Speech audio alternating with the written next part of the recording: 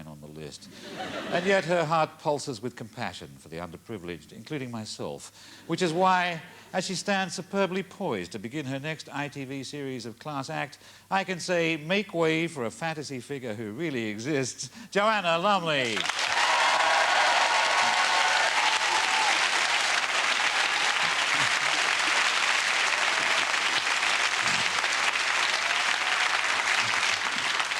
Joanna, you've just seen that remarkable English language video for gullible Italians. What did you think of it? It was helpful, wasn't it? Yeah. I just felt that what I loved is the way that they just jumped easily, as we do in normal conversations, just straight into, do you like my pipe? Or, I don't like cigarettes. You know, they just go straight into things. You don't have to have any preamble. And in life, why should you? And you should say, it's not my father's bike, it's my bike. Yeah, at once. Just to hold off any accusations. Yes. And I loved it when they panned round to the favourite trousers. There seemed to be a sort of dismembered jockey in the window. There was nothing there. There were just sort of flaky bits. Oh. And I thought the farmer's wife was my favourite. Farmer's wife was very good indeed. I've always longed to be a farmer's wife. I love the idea of being able to go around just in a sort of lacy shawl. And she also didn't have to answer questions, because he said, do you have any bullocks? And she said, I will now milk Rosie, you know. And about 3 or 4 minutes later, she came round with the bullock question. She just had to let that one filter in. Oh, it was great. But my favourite was Curly, the blonde curly boy. Yes. Who was going to drive Polly to Yorkshire. I just went for him. Did you notice where his cue cards were? Just down there. Yeah. But they weren't not only in the wrong angle, they were too far away, so I had to walk over to them and keep disappearing.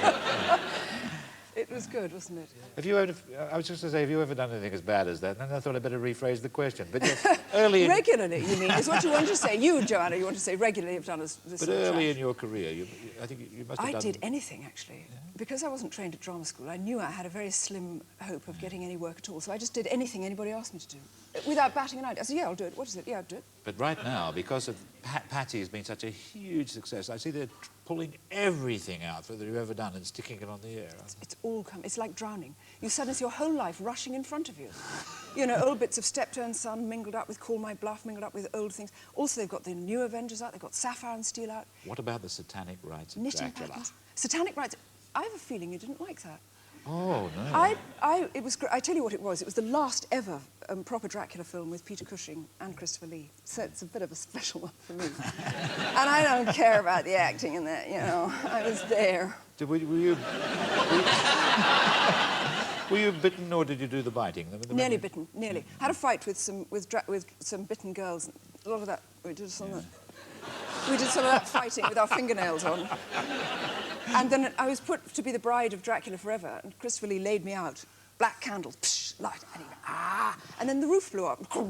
And so he never bit me, and I was never his bride. You're such a huge star now, and lots of big stars turn up their noses at commercials, or only they do them in Japan where no one knows they're doing them. But you don't, you actually do. I'm in like Flint, aren't I? In. You show it to me, darling, I'm going, water, have you drunk some? You just show it to me.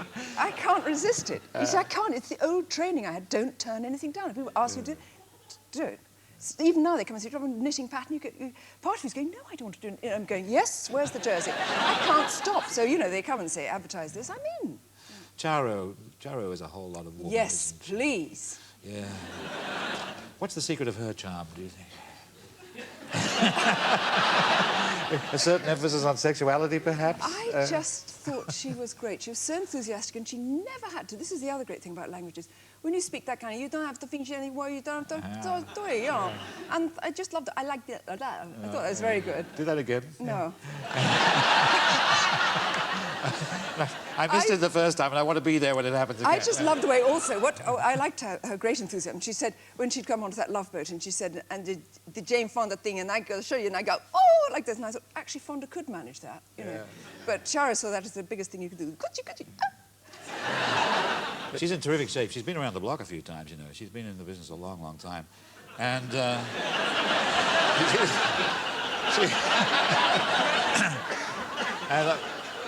I'm bound to say, and I wouldn't want to get you jealous here. Yes, I would. But yeah, she's a very, very sexy number because she's confident in her sexuality. I think. Do you know how tall she is? Is she titchy-wee? She's about 4'3". Is she tiny?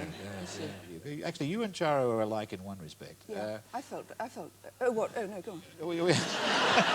You both had convent educations. I looked it up. This is research. This is research talking here. Yeah. So you're both educated in a convent. Now, where did the nuns go wrong with Charo, we ask ourselves? Do you think they went wrong? I think this is just the advertisement for convent education. Yes, that's the way it should be. Either you can get me getting older and older, or you get Charo getting younger and younger. Gotcha. She's fantastic. I think she's great. Well, she says that Englishmen are very sexy. She caught my attention in a big way, as you may have noticed. And she says that Englishmen are very sexy, and I was ready to enroll myself as an honorary Englishman, because she has no idea what an Australian is. And but what do you think Englishmen are sexy? Oh, of course. Yeah? Well, Luckily, my husband's in Denmark tonight. I think they're great. No, what I mean is I don't think Englishmen are sexy at all. Well, yeah, well, how about Australian men then? What do you think? I think Australian men are great. I actually, at the moment in my caravan, we have lunch breaks just at the time of Neighbours, and so I watch Neighbours at lunchtime. It's very old, it's all repeats, but anyway, I'm getting into it now. Well, the old ones are the best ones, because they've got Australian hunks in them, like Craig McLaughlin and that... Well, I don't know their names, I just,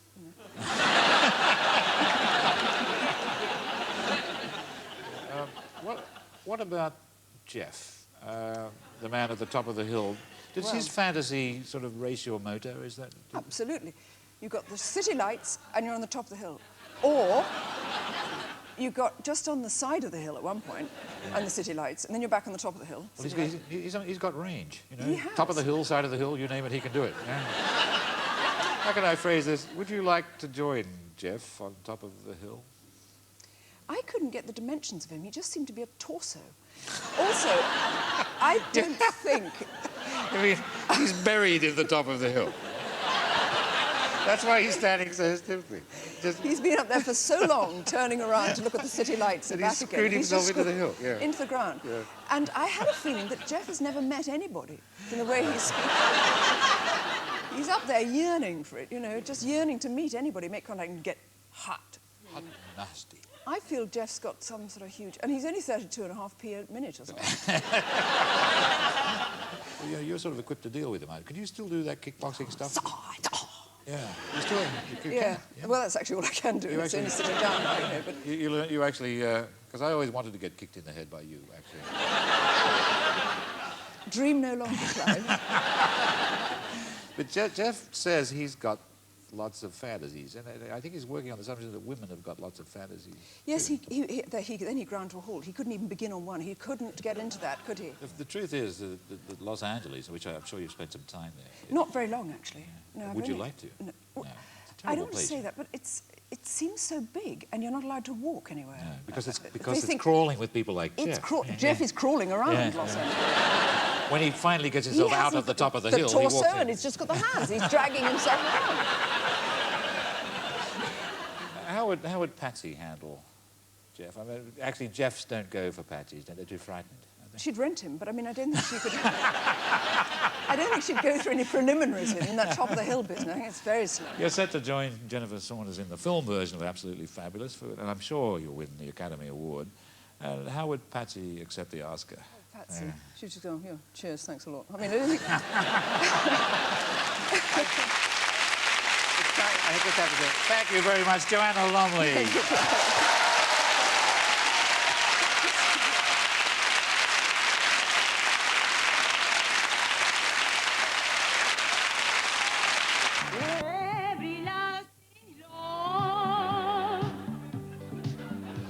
When all the love are gone, I will be strong. You have me very young, every lasting love.